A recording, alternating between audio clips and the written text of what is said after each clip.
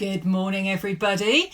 Welcome to my very, very first Instagram live session. Now, I've got a little confession to make because I've never done this before. So who can say what's going to happen in the next 30 minutes? We could be joined by lots of people. We could be joined by Jack Russells. We could... who can say? But anyway, that's the joy of going live, isn't it? So thank you ever so much for joining me this morning here in my little writing grotto in the wilds of deepest, darkest Somerset. So I'm talking to you this morning from the room where I do most of my writing. And this is where I'm going to be spending quite a lot of my time over the next few weeks, not just because of lockdown, which is obviously affecting us all right now, but also because this is where I have got to write my next book. I've got a deadline. So you're probably also finding that you've got quite a lot of work to do as well. I imagine your schools are setting you things to do. I imagine your parents are working at home. If they're working at home, have got lots of work to do as well. And it's the same really if for me as a writer, you know, those deadlines aren't going to go away. So here's what I thought I would do. Because last time we had a lockdown, I found it quite tough. I'll be honest with you, I did find it quite tough trying to write and went through quite a few weeks of not being able to write anything at all, which is really, really unusual for me. So what I thought I'd do this time around, especially with the deadline looming, is I thought, actually, sometimes what makes it easier when you've got something to do that's going to be a bit of a challenge is to share it with other people, because you sort of egg each other on. And so I thought if I document the process of writing this book, if I come online twice a week, so I'm going to be coming online on Tuesday mornings and on Thursday mornings for half an hour, and talk you through what I've been doing and give you some ideas as well about what you might do that might help you join in the project and write a story yourselves, then that is probably going to make it a heck of a lot easier. And it'll give you guys something to think about as well. You know, if you're in school all day, if you're kind of doing, doing stuff like you normally would be, maybe this opportunity wouldn't even have arisen. So, yes, times are tough at the moment. Yes, things are difficult.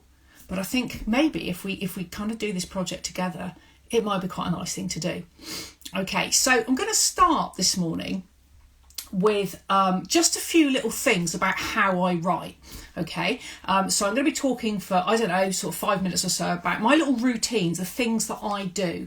And I'm going to ask you as well to think about how you might write and how you might do things when it comes to, you thinking about writing a story of your own, okay? Because those little rituals, those little patterns that we follow when we're doing something are quite interesting, and they also help us get into that mood. So I'm just going to disconnect my phone a minute. So let's hope we don't lose, well, we shouldn't lose any power. So this little room here that I'm in, all right, is my writing room, and I'll just give you a guided tour, which will take all of about 30 seconds. And you can see that I have a view out of the lose connection, so I've got a nice view out of the window when I'm writing. Let's turn back again. I also have in here lots of books, so there's a few little things on the shelf there. Okay, I also have a little Jack Russell company over there. Look, he's asleep in his bed. Well, he's actually on top of a basket with a blanket on it. There's his bed down there, look, but he decided. And I've also got a chair over there that I sit in when I want to sort of vary where I'm going. Now, those fairy lights are Christmas lights, but I left them up because I have a little bit more light. And in front of me here, where I'm sitting, is my desk. Okay, so as you can see, I've got quite a nice little setup. Bear in mind, this is my job, so this is where I come every day. So that's my little setup for. Let's turn around. You don't want to look at my pen pot very close up, do you? That's where I do my writing. So when I come into this room, it makes me feel like I'm ready to do some work, because that's what I associate this room with being or doing. So I can sit at the desk for a little while. When I get a bit sort of, bored of that, I can go and sit on my chair for a little bit. I usually have one of these with me. So tea is very important when you're trying to work. And I find, having a pet with me is really, really lovely, because it's a little bit of company. Okay, so that's the first thing I want you to think about as well. I want you to think about, okay, if you're going to do some writing with me, if you're going to kind of join me on this journey for hunting out a story, then where are you going to work? Where are you going to do those things? Because there's probably quite a lot of you at home at the moment. You've probably, your house is probably quite full of people. So it might not always be that hard to find somewhere that's really quiet to do this. So have a little think about that. Is there a place in your house that you can go and work in that nobody's going to bother you in? So it might be your own bedroom. But if you're not lucky enough to have your own bedroom, it might be a corner of that bedroom. And one of the things that I would advise you to do is to make it special, make it a little sort of den just for you and just for writing. So you might decide, okay, well, if I'm going to have a little writing cave or a little writing grotto, I'm going to set up a table in a certain way, or I'm going to put some cushions on the floor, or I'm going to build a little barricade around myself, or I'm going to put a sign on the door that says, do not disturb me for, an hour today.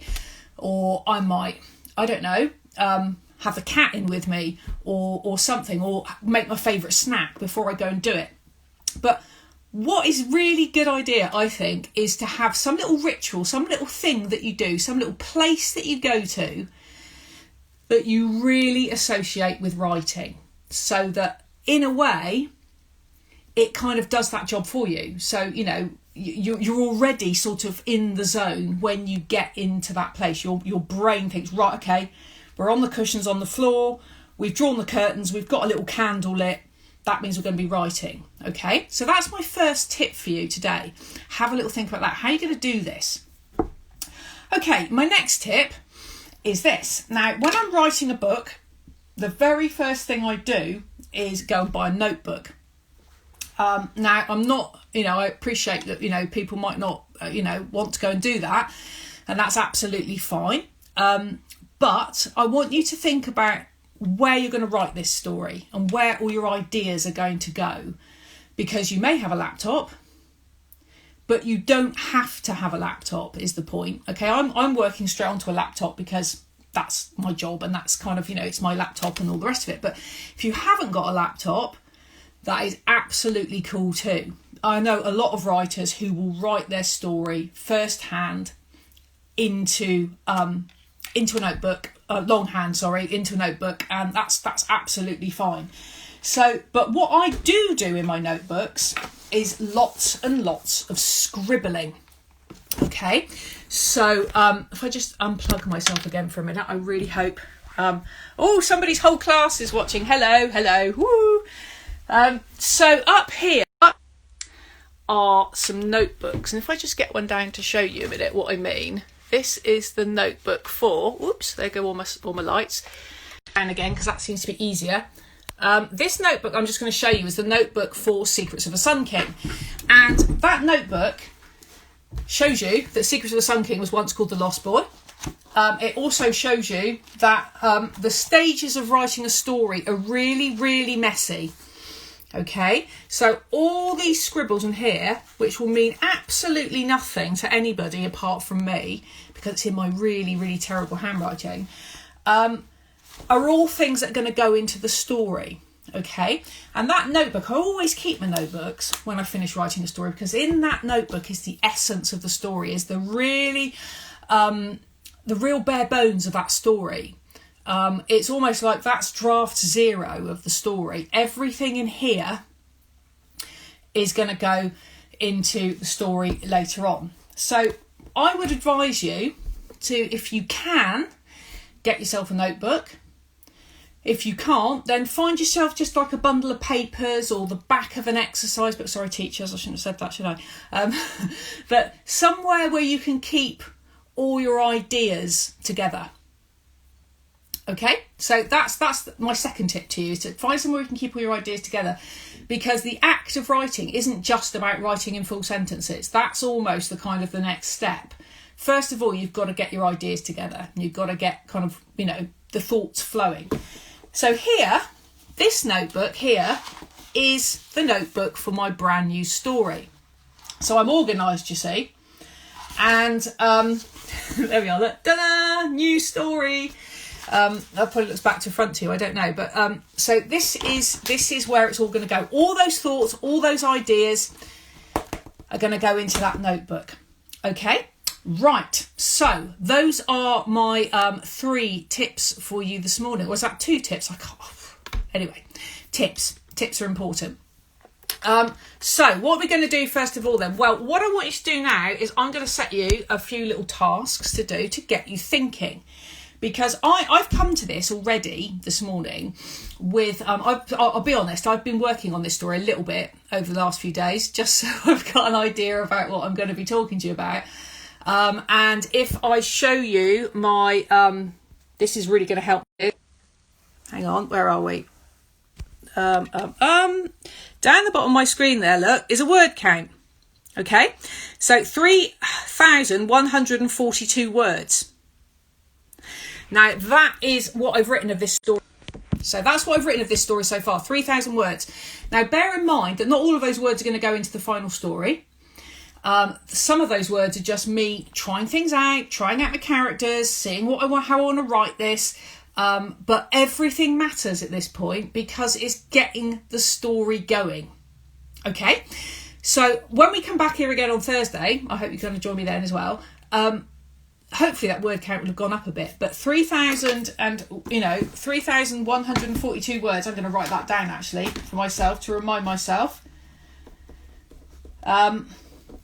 You'll be checking up on me, won't you now? And that's good because I need that.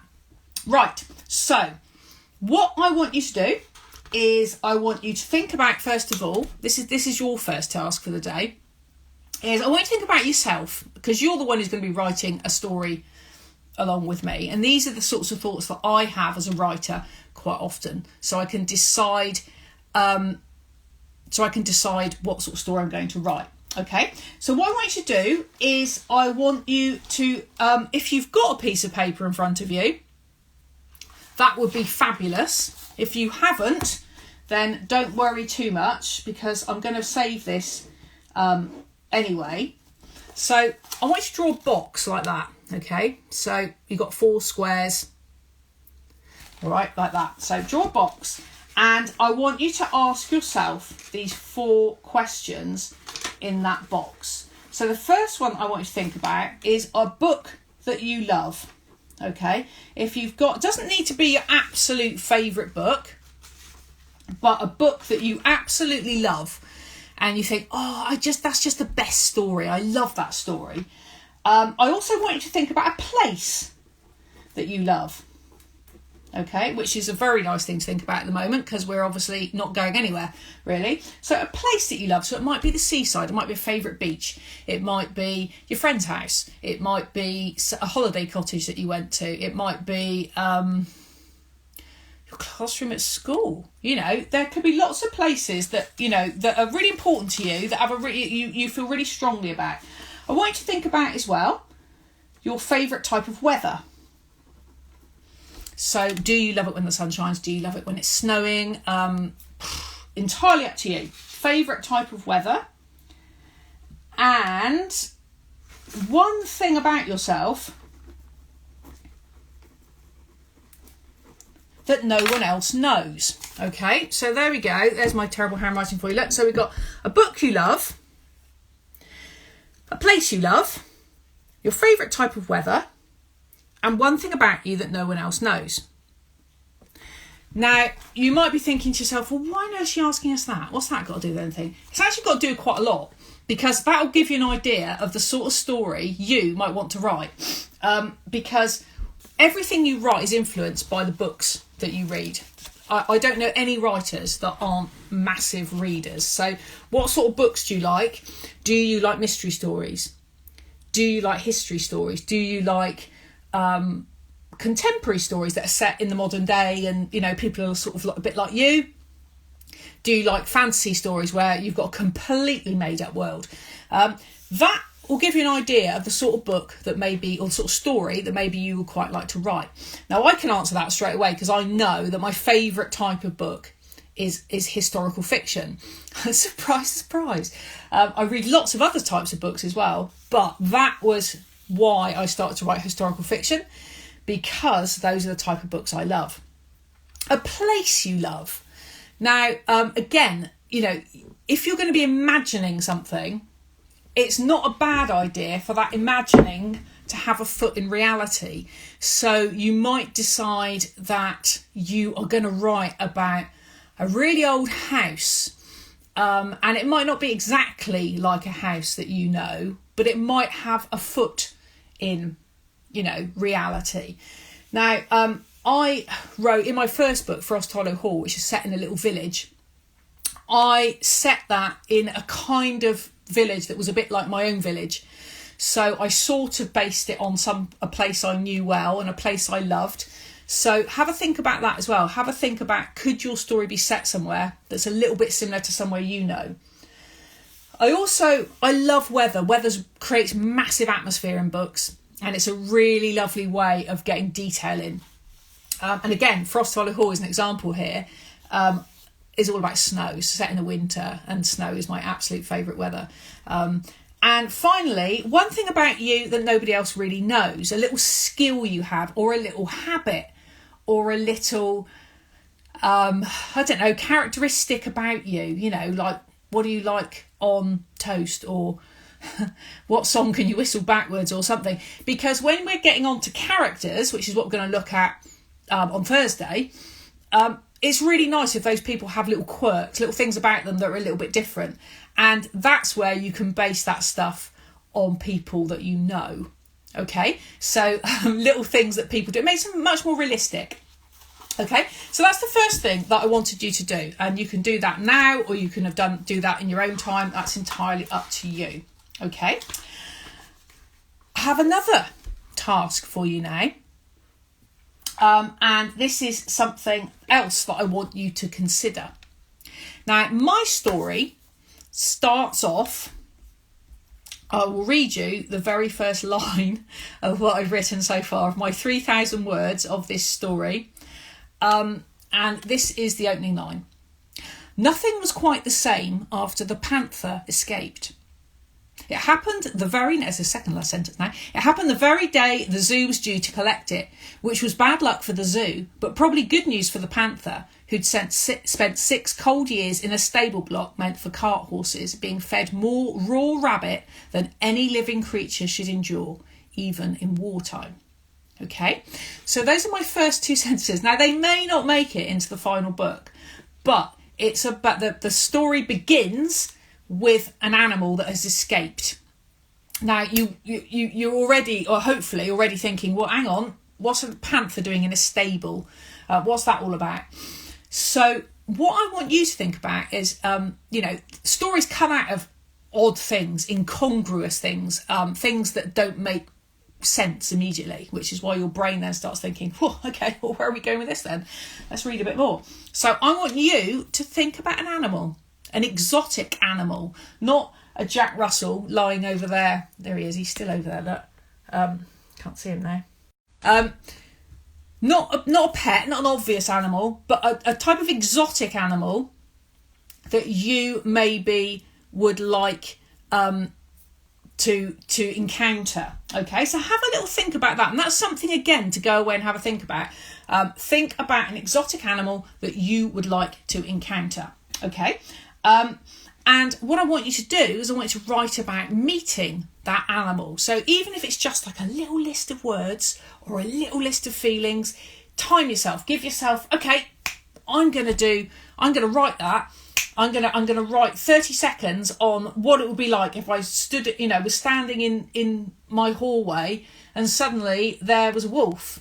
Okay. So think about that. And that's a little task I would like you to do. And we're going to come back to this on Thursday. My final thing that I would like you to do this morning, because we're in our last sort of 10 minutes or so of our session now, is I would like you to think about where your story is going to begin. So this is going back to that idea of a place. Okay? So think about, if you're going to write along with me, which I really, really hope you will, where's your story going to be set? So where's the main location going to be, especially for the first sort of few pages? So where's the story going to start? Are we going to start in somebody's house? Are we going to start in the middle of a forest? Are we going to start in a village? Are we going to start in a city centre? Are we going to start in a hotel? Where's the story going to begin? Where's that very, very first scene going to happen? I can say I'm trying to concentrate on talking to you lot, but I'm seeing some amazing little pieces of writing coming up on my feed here of people who've already written about the animal, which is amazing. Well done. On Thursday, I'll tell you on Thursday, because we're going to be a little bit more prepared, I'm going to ask you to actually bring pen and paper with you on Thursday so we can do some of these exercises in real time, because I'm going to be doing them with you on Thursday. Okay. But well done, guys. That looks amazing. So where's your story going to start? Have a little think about that as well. Think about who is there with your main character. So who are the people at the start of this story? Who isn't there? That's also going to be quite important. Who is missing? Who isn't in that scene that should be? Or maybe shouldn't be. Because quite often in stories, the people who aren't there on the page are the ones that we're really intrigued about. Maybe other people are talking about them, or maybe there's a photo of them on the wall, or maybe their shoes are on the floor or something. But that also creates a bit of intrigue. Okay, so those are all things I want you to consider ready for our next session. So just to recap over then what we've done so far, we have talked about where you might write. Okay, so if you're going to write along with me as I put this story together, as I go beyond my 3,000 words, I want you to think about creating your own little writing grotto. So, have you got a little corner of your house, or, that you can make into a special place for writing? Okay. You might even decide to go in the shed. I mean, Roald Dahl famously used to write sat inside a sleeping bag that apparently never got washed. I can't imagine what sort of what Roald Dahl's sleeping bag would have been like, to be honest. But hey, let's not go there. But I want you to, that's really important, because it will really help you get in the mood and in the kind of mindset for writing. So create yourself a little writing grotto. Do that little grid that I showed you just now, because that will give you an idea. Even if you've already got a story idea, do that little grid, because that will give you some little bits and little nuggets that you might want to use in your story. One of the things that I often get asked is, I've written a great scene, I've written 500 words, but I don't know where to go next with it. Well, if you really start thinking about who you are as a writer and your inspirations and your influences, that's really going to help you. Okay, so think about that. And the other thing what we talked about was this idea of an animal. So somewhere in your story, there's going to be a wild animal. Now, again, this might be a really important part of the story, or it might just kick things off, or it might just actually end up being a picture on the wall, or, a rug on the carpet or something, or in a photograph from somebody's holiday. It doesn't have to be the big, big, big thing. But, again, it's a starting point. And think about setting. Where's your story going to begin? And who are the people that are going to be there? And who isn't there? Okay? So those are all the things I want you to consider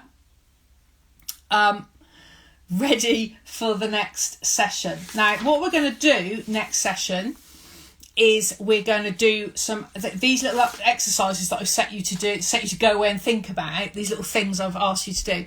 We're going to be doing stuff like that, but in real time next time, okay? So I'm going to be sitting there with the old notebook open, and I'm going to be saying to you, okay, we're going to do an exercise now on character, and we're going to da-da-da-da-da. And you're going to be there writing, and I'm going to be there writing, okay? So we're actually going to do it at the same time, because what I need to do once I've finished nattering onto you lot, which is wonderful, by the way, thank you so much for joining me, is actually got to sit down and add to those words, actually got to add to those 3,000 words. Okay, so I've got to actually kind of get this story off the ground. Which leaves me, I think we've got about 4 minutes left. Also to say to you that if you are online this morning and still on Instagram, that at 10:30 I am going over to join Lisa Thompson, who is the most amazing children's author. If you haven't read any of her books, Goldfish Boy, The Boy Who Fooled the World, The Light Jar, then you really, really should, because she is one of my absolute favourite writers, and she is running an Instagram live session. She's much more of a pro at this stuff than I am. In fact, she had to help me. She had to show me how to do it. So she is the pro. And we're going to have a little natter about books and things we've been reading. So I'm going to be hopping straight from you over to Lisa's channel to talk to her about reading books. Okay, so do join us if you want, if you can. I think she'll be saving it as well afterwards. This will also be saved. This session will also be saved. I don't know how to do that yet, but I'm going to work it out, honest. So I think we're going to round it up there. Okay, so thank you all so much for coming along this morning. I think that, this is going to be great fun. It's going to be hard as well, because writing a book is blooming hard, actually. And thank you for your little comments. Thank you for your little messages. It's been really lovely.